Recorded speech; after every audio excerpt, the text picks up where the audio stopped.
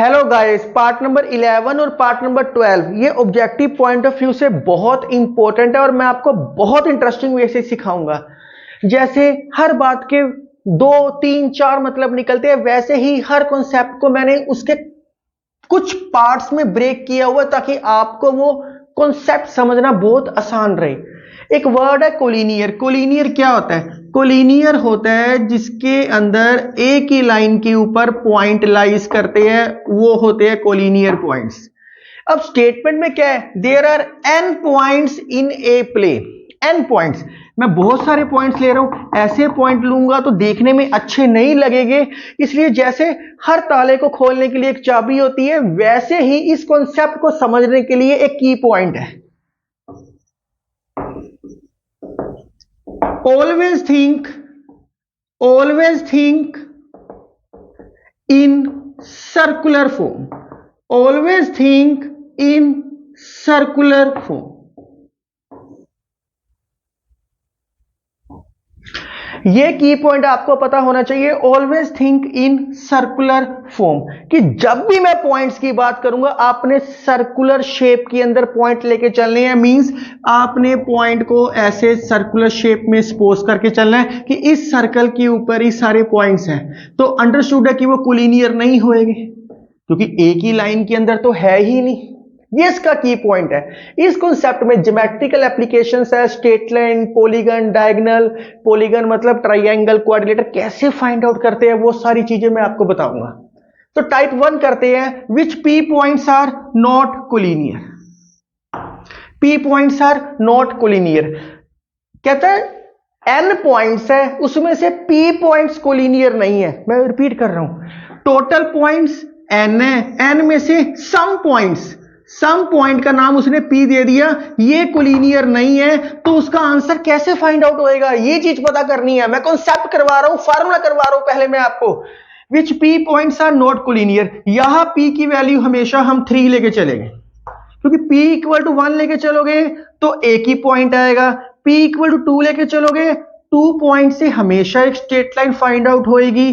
p equal to 3 लेके चलेंगे तो 3 पॉइंट्स जो एक स्ट्रेट लाइन में नहीं है, कोलिनियर नहीं है, तो एक ट्राइंगल बनेगा।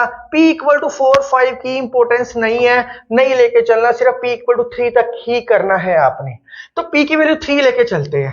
केस 1, टाइप 1 का केस 1,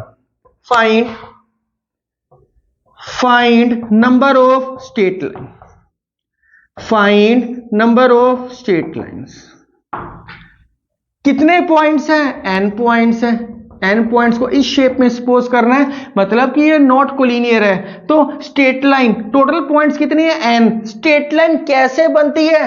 किन्हीं भी 2 पॉइंट्स को आपस में मिलाओगे, जैसे मर्जी 2 पॉइंट को आपस में मिलाओ, जैसे मर्जी 2 पॉइंट को आपस में मिलाओ, इनसे एक स्ट्रेट लाइन बनेगी। बहुत सारी स्ट्रेट लाइन बन सकती है, ऐसे काउंट करना तो बहुत ही मुश्किल है। इसलिए फार्मूला क्या हुआ इसका? NC2 पॉइंट्स को मिला के स्ट्रेट लाइन बनती है। तो NC2, जितने भी स्ट्रेट लाइन बनाने के लिए 2 पॉइंट्स आपस में मैचअप होने जरूरी है, इसलिए NC2 लगा दिया। केस नंबर 2 वो आपको कहते हैं फाइंड, यही से एक नया कॉन्सेप्ट निकल के आएगा, find number of triangles. Find number of triangles. Total points कितने थे? n। ट्रायंगल बनाने के लिए कितने पॉइंट्स चाहिए? सर्कुलर फॉर्म में सपोज करना है आपने, कितने पॉइंट्स चाहिए? 3। जहां जहां 3 पॉइंट आपस में मिलेंगे वहां वहां ट्रायंगल बनने शुरू हो जाएंगे, बहुत सारे ट्रायंगल बनेंगे। तो इसका फार्मूला क्या है? ऐसे तो काउंट करने बहुत मुश्किल है, 3 या 4 या 5 पॉइंट्स होंगे तो आप सोल्व कर सकते हो। इतने सारे पॉइंट्स में कैसे करोगे?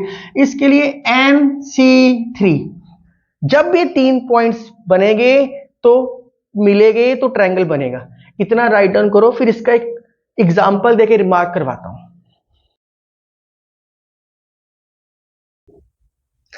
चलो, स्ट्रेट लाइन कैसे बनती है? 2 पॉइंट से मिलके बनती है। ट्रायंगल कैसे बनता है? 3 पॉइंट से मिलके बनता है। अब एक एग्जांपल देखते हैं। फॉर एग्जांपल, मैंने एक पहले एग्जांपल देखो, मैंने क्या किया, मैंने 4 पॉइंट्स लिए प्लेन के अंदर, वो कोलिनियर नहीं है, नॉट कोलिनियर। तो सर्कुलर शेप सपोज करनी है, इसके अंदर 4 पॉइंट लेने हैं, A बी सी डी। यहां से एक नया कॉन्सेप्ट ड्राइव होएगा डायगोनल का। अभी आपको समझ आएगा मैं क्या बता रहा हूं। इन चारों पॉइंट से जितनी स्ट्रेट लाइन बनती है बनाओ, जितनी स्ट्रेट लाइन बनती है बनाओ, जैसे मर्जी मिलाओ, स्ट्रेट लाइन बननी चाहिए। तो ये आपने मिला दी। टोटल पॉइंट्स कितने थे? 4। स्ट्रेट लाइन कैसे बनती है? 2 से। इसको सोल्व करो, क्या आएगा? 6। काउंट करते हैं, 1 2 3 4 5 6। यस, बन चुकी है। चलो जी, एक एग्जांपल और लेके चलते हैं।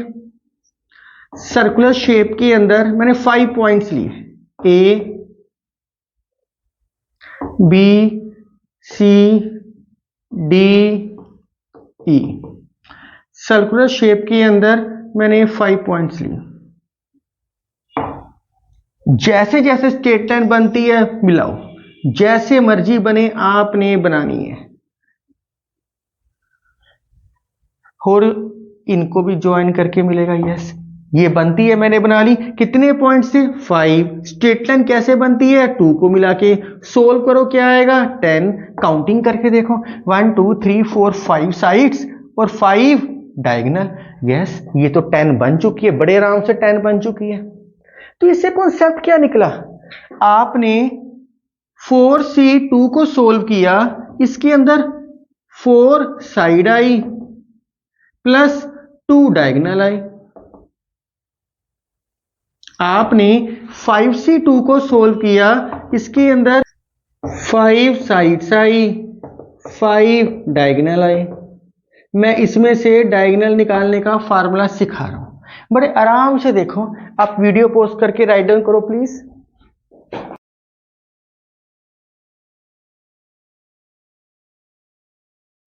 यहां क्या आया? 4 पॉइंट है, 4 साइड बाकी डायगोनल। 5 पॉइंट्स है, 5 साइड बाकी डायगोनल। डायगोनल सेम नहीं है, साइड सेम है। अगर इन दोनों को मैं इकट्ठा करूं तो क्या फार्मूला आएगा? n points in A line. अगर n points in A line के अंदर है, अगर मैं इसको सोल्व करूं तो क्या आएगा? n साइड्स, n पॉइंट्स है तो n साइड प्लस डायगोनल। क्योंकि डायगोनल सेम नहीं है तो इसलिए मैं क्या लिख दिया? Diagonal. n points in A line कैसे फाइंड आउट किए हैं? NC2। n साइड मतलब n लिख सकते हैं प्लस डायगोनल। तो यही से एक नया फार्मूला आ गया, how to find diagonal. Very important formula.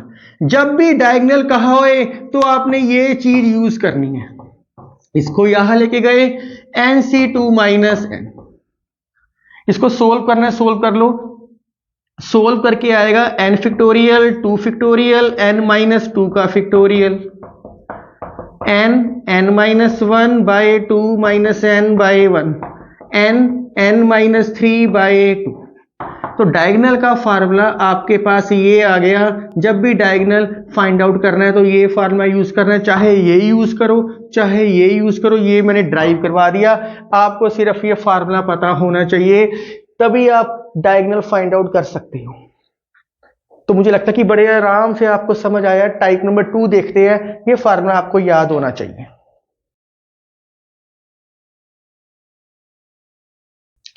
Find number of straight line. अगर n पॉइंट है प्लेन के अंदर जिसमें से p points are collinear, always think circular form. अगर n पॉइंट्स प्लेन के अंदर है तो सर्कुलर शेप में सपोज किए, कैसे फाइंड आउट होएंगे? NC2 तरीकों से होएंगे।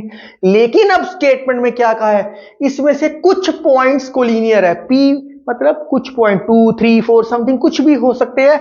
सपोज कर लो इतने सारे, ये सारे पॉइंट कोलिनियर हो गए। अगर ये कोलिनियर है ये सारे पॉइंट्स, इसका मतलब ये स्ट्रेट लाइन में चेंज हो जाएंगे। अगर ये कोलिनियर है तो ये सारे के सारे स्ट्रेट लाइन में चेंज हो चुके हैं। अब NC2 इसमें से ये तो नुकसान हो गया। अगर ये अलग अलग थे तो जितनी मर्जी स्ट्रेट लाइन फाइंड आउट कर सकते थे, बहुत सारी स्ट्रेट लाइन फाइंड आउट हो सकती थी। पर अगर ये इतने सारे पॉइंट एक स्ट्रेट लाइन में आ चुके हैं तो ये तो नुकसान हो गया। ये कितने पॉइंट्स है? P पॉइंट्स है। कितने पॉइंट का नुकसान हुए हैं? P पॉइंट का, माइनस P पॉइंट का नुकसान हुए हैं C2, क्योंकि उनसे स्ट्रेट लाइन नहीं बन सकती, क्योंकि वो एक स्ट्रेट लाइन में आ चुके हैं। बहुत सारी स्ट्रेट लाइन नहीं बन सकती। NC2 में से इतनी लाइंस को मैंने माइनस कर दिया, लेकिन ये सारे पॉइंट से एक स्ट्रेट लाइन तो बन ही सकती है, एक स्ट्रेट लाइन बन सकती है। नुकसान तो बहुत हुआ, लेकिन इस नुकसान में भी एक चीज का फायदा हो गया, एक स्ट्रेट लाइन बन सकती है, इसलिए +1 इसमें की है।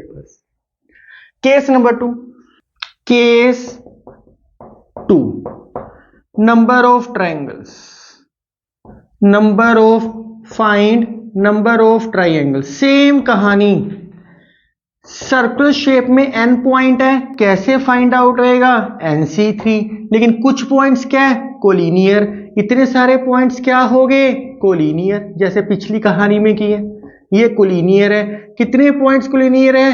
P, तो कितने का नुकसान हो गया? PC3 का। क्या इन पॉइंट से ट्रायंगल बन सकता है? नहीं, एक स्ट्रेट लाइन बन सकती है। जैसे पिछले पार्ट में +1 किया था, इसमें +1 नहीं करना, क्योंकि उससे स्ट्रेट लाइन बनेगी, ट्रायंगल थोड़ी बनेगा। तो लिख लो, not take +1 because these points make a straight line, not a triangle, not triangle। तो क्लियर है कि कंप्लीट नुकसान हो गया, जितने पॉइंट्स कोलिनियर आए सारों का नुकसान हो गया। यहां तो नुकसान हुआ, लेकिन कुछ तो प्रॉफिट हो गया, उससे एक स्ट्रेट लाइन तो बनी थी। सो अब इसके बेस पे कुछ क्वेश्चन देखते हैं, बड़ी आसानी से सोल्व होएंगे आपसे सारे।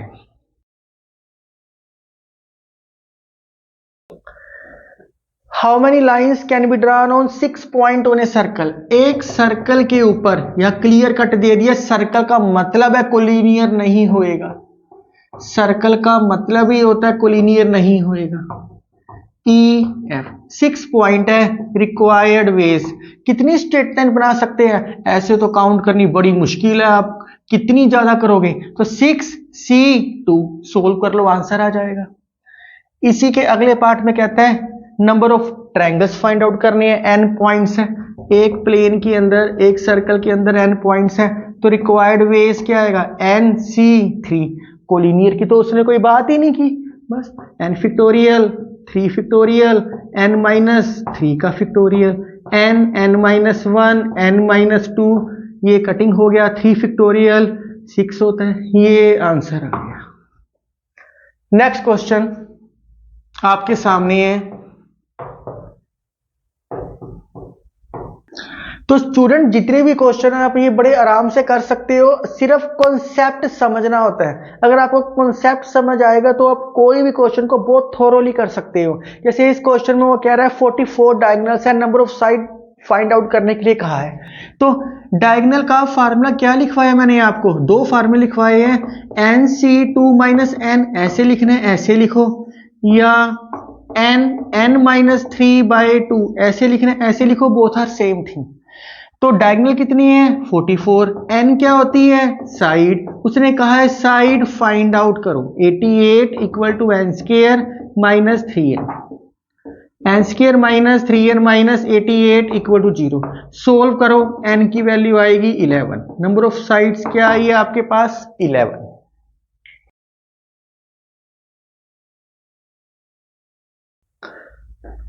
स्टेटमेंट आपके सामने है, there are 10 points in a plane. एक प्लेन सर्कुलर शेप में सपोज करना, 10 पॉइंट्स एक प्लेन में है, no 3 points are in a straight line. Circular shape में मतलब ही होता है कि अब इसमें 3 पॉइंट कहीं भी स्ट्रेट लाइन में नहीं है, एक्सेप्टिंग गिवन अ स्टेटमेंट में 4 पॉइंट्स आर कोलिनियर। तो इनमें से ये पॉइंट्स कोलिनियर है, तो बड़े आराम से समझ आ गया, ये पॉइंट्स कोलिनियर है, 4 पॉइंट्स आर कोलिनियर, एक स्ट्रेट लाइन के ऊपर है। Number of straight line find out करनी है, 10 पॉइंट्स, रिक्वायर्ड वेज 10C2, पर कितने पॉइंट्स है? ये 4 पॉइंट्स है कोलिनियर, -4C2। क्या इन 4 पॉइंट्स एक स्ट्रेट लाइन बन सकती है? यस। नुकसान तो हुआ है, क्योंकि अब ये स्ट्रेट लाइन में है तो इनसे काफी सारी लाइनें तो निकल ही नहीं पाएगी। नुकसान तो हुआ है, पर ये खुद भी तो एक स्ट्रेट लाइन बना रहा है। यस, इसको सोल्व कर लेना, आंसर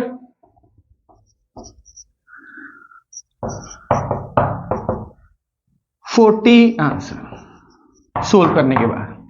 सेकंड पार्ट में कहते हैं number of triangles, 10 NC3 minus कितने पॉइंट्स कोलिनियर है 4C3, इससे तो बन ही नहीं सकता।